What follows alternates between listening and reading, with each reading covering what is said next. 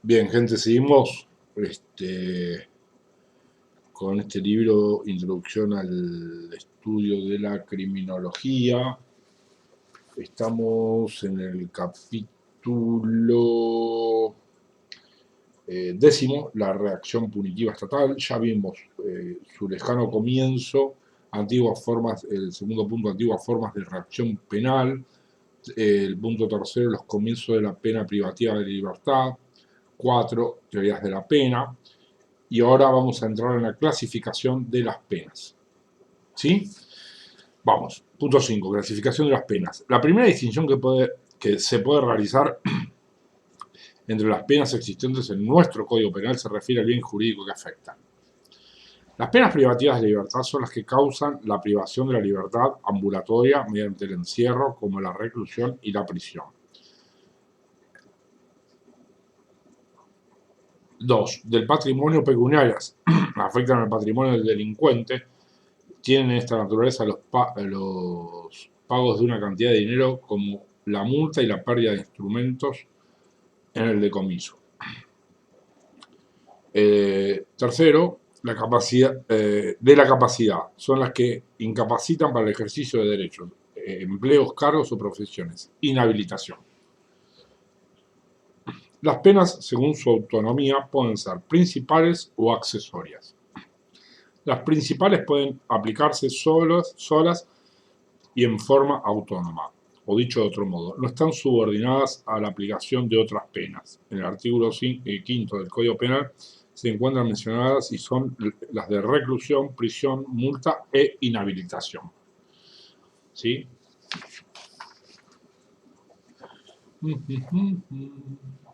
Bueno, estaba leyendo otro libro y nada, se me hizo una mezcla. Las accesorias dependen de una principal. La multa y la inhabilitación pueden ser utilizadas como accesorias además del decomiso. La pena de multa funciona como accesoria de las penas privativas de libertad según lo normado en el artículo 22 bis del Código Penal. En el caso de la inhabilitación opera como pena accesoria a los supuestos contemplados en el artículo 20 bis del mencionado cuerpo penal.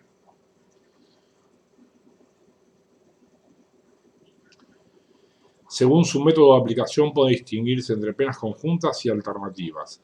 En las primeras, el legislador ha querido que ante determinadas conductas se apliquen obligatoriamente ambas penas, en virtud de los distintos intereses que se lesionan. Por ejemplo, el artículo 175 bis del Código Penal reprime el delito de usura con la pena privativa de libertad y multa.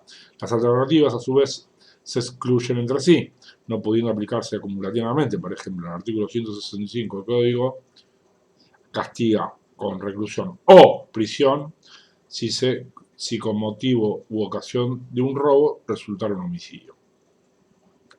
Por último, según la posibilidad de graduación en divisibles o flexibles, cuando prevén un mínimo y un máximo de punibilidad, dejando un margen al juez para la aplicación de la pena definitiva según las pautas de individualización de los artículos 40 y 41 del Código Penal, y en indivisibles o rígidas cuando el juez está obligado a imponer sin posibilidad de margen para la indemnización judicial, por ejemplo, el artículo 80 del Código Penal que establece la reclusión o prisión perpetua para los homicidios agravados.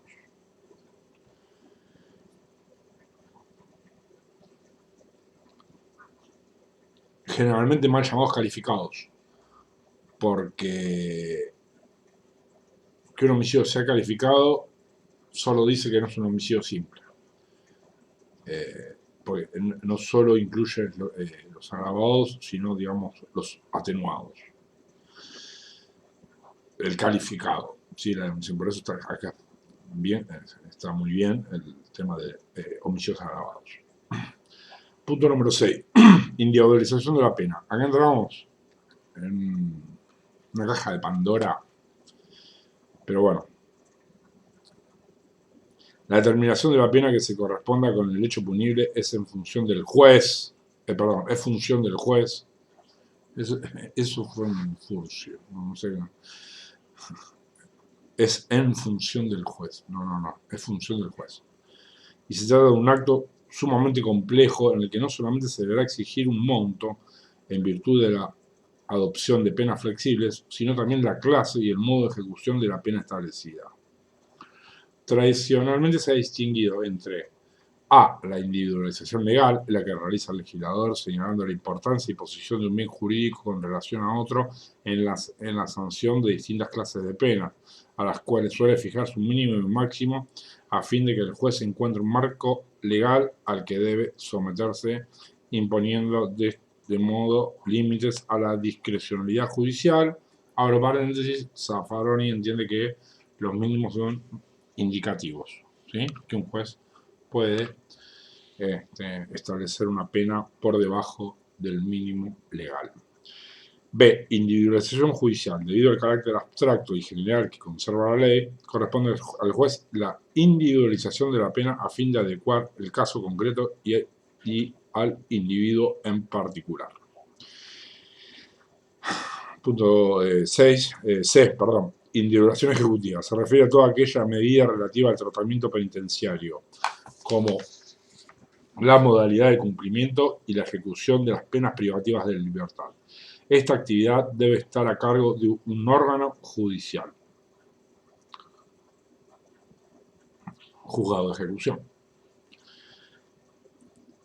La fundamental tarea de la individualización de la pena es la determinación de qué criterios y circunstancias deben ser tenidos en cuenta, qué criterios y circunstancias deben ser tenidos en cuenta y en qué medida influyen sobre la pena concreta, y así cuáles pueden ser descartados. Para esto depende en gran medida de la decisión previa acerca del cuál es la finalidad de la pena. ¿Sí? Esto es interesante. Primero, quien decide debe tener en claro cuál es el sentido de la pena, cuál es la finalidad de la pena. Y de ahí más va a adoptar criterios y circunstancias que deben considerarse. Dicho de otra manera, la terminación de la pena exige reflexionar previamente respecto de qué es lo que se pretende conseguir con la aplicación de una pena en el caso concreto. Repito, dicho de otra manera, la determinación de la pena exige reflexionar previamente respecto de qué es lo que se pretende conseguir con la aplicación de una pena en el caso concreto. Si se utiliza un criterio retributivo, la medida de la pena deberá depender de la gravedad del injusto y la mayor o menor culpabilidad que se ha demostrado en el hecho realizado. Así, el artículo 41, inciso primero de nuestro Código Penal, que expresa que las reglas deben tenerse en cuenta, las reglas que deben tenerse en cuenta para fijar la condena. Refiere a la naturaleza de la acción y de los medios empleados para ejecutarla, y la extensión del daño y del peligro causado. El inciso segundo de la misma norma se alude a la participación que haya tomado en el hecho. Estos criterios sin duda son consecuencia del punto de vista retributivo. Si el criterio autorizado es el preventivo especial para la indemnización de la sanción, deberá tenerse en cuenta el tiempo que sea necesario para influir en el autor a fin de evitar la reincidencia. De este modo, ya se deja de lado lo estrictamente relacionado con la conducta ilícita juzgada, otorgando mayor preponderancia al comportamiento del delincuente antes y después del momento de la comisión del hecho. En este sentido, el inciso segundo del artículo 41 se establece que deberá tenerse en cuenta las circunstancias de tiempo, lugar, modo y ocasión que demuestren su mayor o menor peligrosidad. La misma norma alude a las reincidencias en que hubiese incurrido y los demás antecedentes y condiciones personales. Estas pautas, que encuentran fundamentación en criterios de prevención especial, miden la pena en función de pronóstico de conducta futura del encausado.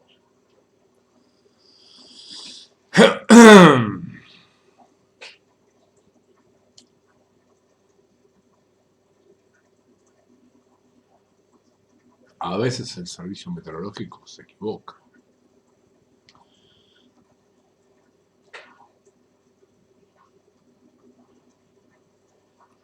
Imagínense entonces. Si se elige un criterio preventivo general, se deberá aplicar una pena que posea la magnitud necesaria para atemorizar o disuadir al conjunto de la sociedad de cometer hechos similares, adoptando seguramente por penas graves para quienes realicen conductas delictivas que estén causando alarma social. Alarma social. Esto resulta sumamente peligroso, es lo que iba a agregar, pero bueno, yo no entiendo nada. O sea. Esto resulta sumamente peligroso e incompatible con el Estado de Derecho. Sin embargo, la orientación preventiva general encuentra mayor aplicación en su negación a la utilización de penas muy reducidas, ya que esto atenta contra la función disuasiva con la que se pretende fundamentar la existencia misma de la pena. Para encontrar la concordancia de los fines de la pena en el caso concreto, se desarrollaron diferentes teorías que parten de la culpabilidad como fundamento de la pena y se diferencian en cómo pueden modificarse esto por razones de prevención especial y general, tanto positivas como negativas. La teoría del ámbito de juego.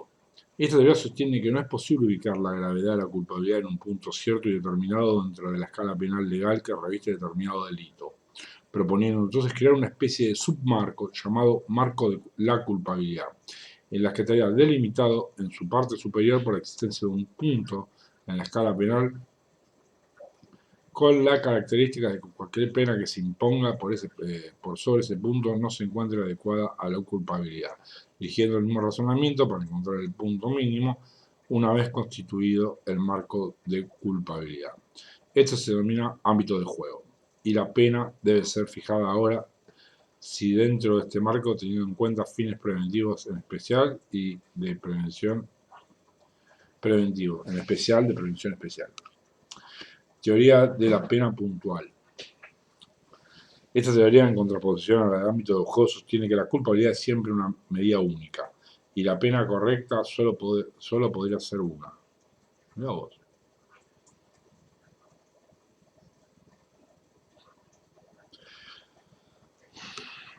En ese sentido, al individualizar la pena se debe partir de una pena adecuada a la culpabilidad, pudiendo modificarse en favor de fines preventivos. Teoría del valor de lo relativo. Para esta teoría, el valor de los fines de la pena será relativo a cada etapa del proceso de determinación de la pena.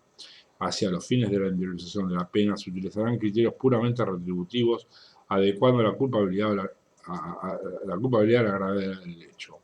Los fines preventivos quedarán relevados a la etapa en la que se resuelva la clase de pena que se imponga y a su modo de ejecución. Punto séptimo. Sistemas carcelarios. El proyecto panóptico. Jeremy Bentham escribió una memoria que fue enviada a la Asamblea Legislativa Francesa en el año 1791, 2 años después de la Revolución Francesa, para la reforma de las leyes criminales.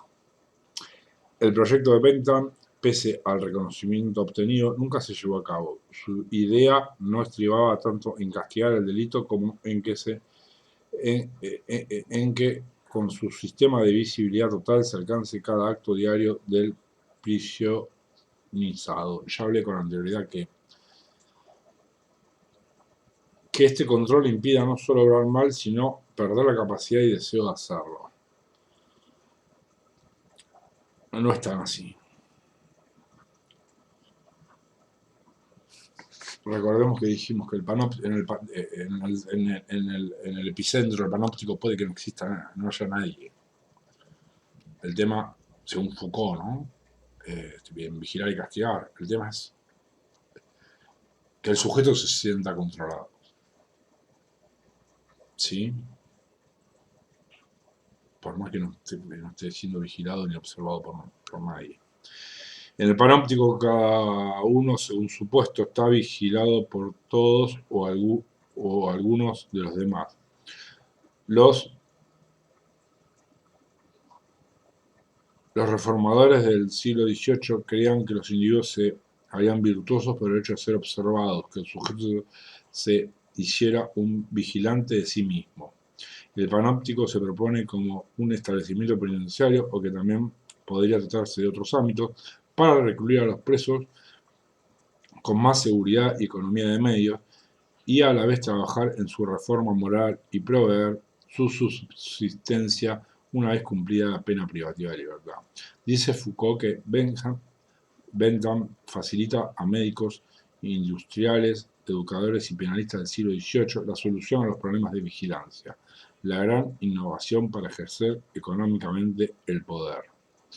El sistema panóptico consiste en una torre central atravesada por amplias ventanas que se abren sobre la cara interior de un círculo. El edificio periférico que rodea la torre está dividido en celdas que ocupan del círculo interior al exterior, como porciones. 2 ventanas por celda, una a la misma torre y otra al exterior que deja pasar la luz de un lado a otro. Basta situar un vigilante en la torre central y encerrar en cada celda un loco, un enfermo, un condenado, un obrero o un alumno. Así, mediante el efecto de contraluz, se puede captar desde la torre las siluetas de los presos en sus celdas de la periferia.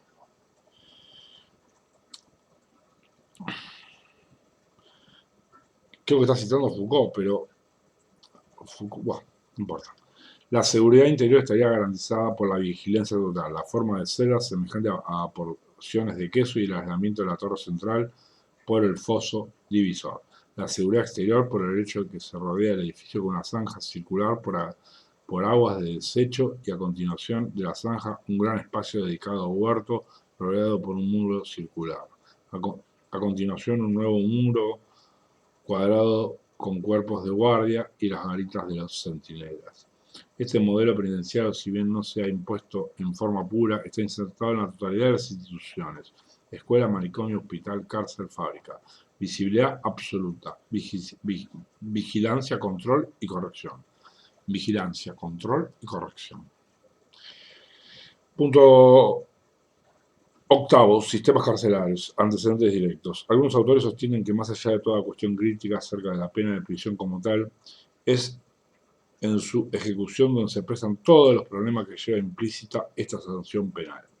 La crítica a la finalidad exclusivamente retribucionista de la pena de prisión permitió que tomaran mayor fuerza las teorías preventivas, es decir, aquellas que pretenden que la ejecución repercuta benéficamente en la sociedad o el individuo. El discurso penitenciario moderno adoptó entonces con diferente fuerza y coherencia a través del tiempo la idea de que la ejecución de la pena privativa de libertad debía servir para reinsertar a los sujetos criminalizados a la sociedad. Las críticas más sólidas se han levantado desde una perspectiva radical respecto de la concepción del sistema penal en sí. Es en ese sentido que en la década del 30, George Rush y Otto Kahnemer sostiene que la pena de prisión se encuentra íntimamente vinculada a lo que requiere el sistema de producción capitalista para su reproducción y regulación en cada momento histórico y espacial. Desde la perspectiva histórica, es correcto decir que los primeros esbozos de un régimen penitenciario deben ser buscados en Ámsterdam y Hamburgo a mediados del siglo XVII. Allí se instauró por primera vez la regulación del tiempo y los espacios para los sujetos detenidos. Del absoluto hacinamiento se pasó así a la separación nocturna y el sistema de trabajo común durante las horas del día. En el siglo XVIII, en los Estados Unidos de América, las ideas reformistas europeas y la influencia de John Howard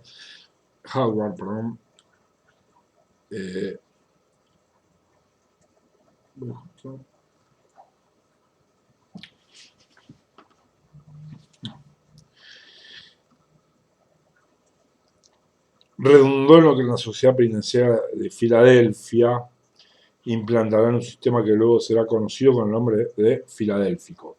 Esto consistía en la búsqueda de la enmienda del recluso por vía de la meditación, imponiendo entonces la soledad absoluta, no solo en relación a los demás presos, sino también respecto de los mismos guardias.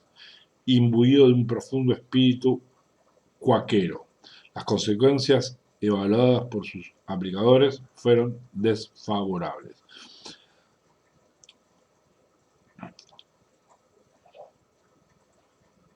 ¿Recuerdan la película que ganó el Oscar a la mejor película extranjera, a la segunda película nacional que ganó el Oscar a la mejor película extranjera?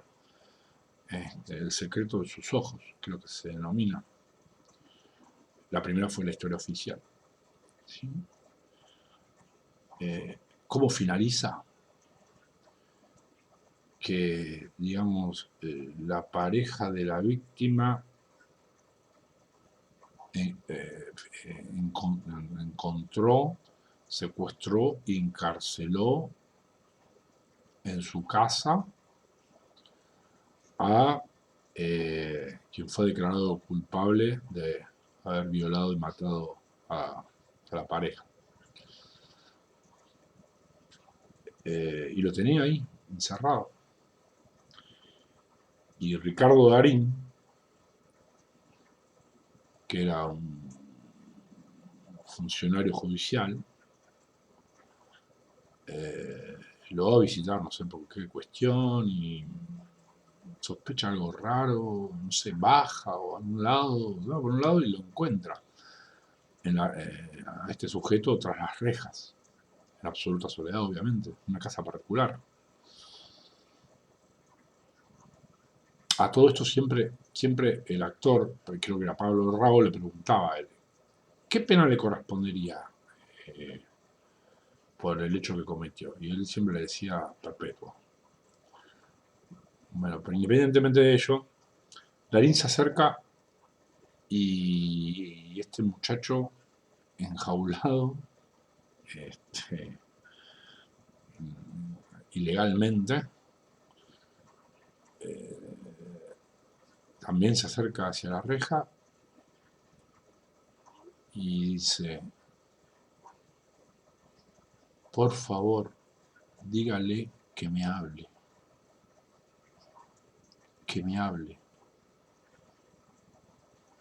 dígale que me hable. No pedía su liberación, solo quería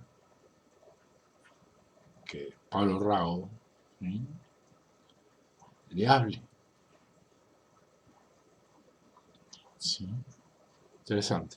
Bien, hacia 1823 en Augsburg se ideó un sistema que pretendió reemplazar al filadélfico. El sistema augsburgiano mantenía el régimen de separación nocturna, pero durante el día los trabajos no se realizan en la soledad, pero sí acompañado de la estricta obligación de silencio, que se mantenía con el extremo uso de la violencia física sobre los detenidos. La leyenda del indomable, ¿sí?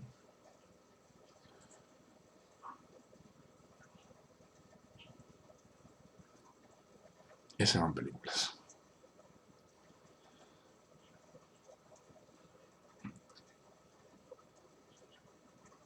Por otra parte, a mediados del siglo XIX se desarrolló el sistema denominado progresivo. Si bien sus orígenes no se encuentran determinados con... Encima, el protagonista estaba detenido por vandalismo. Lo agarraron cortando parquímetros.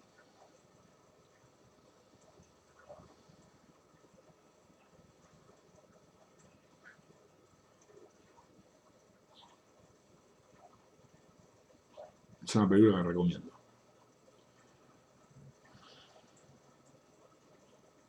Es una de las mejores películas. No inventé nada, o sea, pero...